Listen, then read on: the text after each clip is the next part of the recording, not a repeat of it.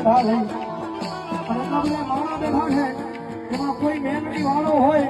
રાજગજી મેમણીને ભજવા વાળો હોય તું હી મેમણી નું રટવા વાળો હોય અને કદાચ મેમણીના દરબારમાં બેઠા છે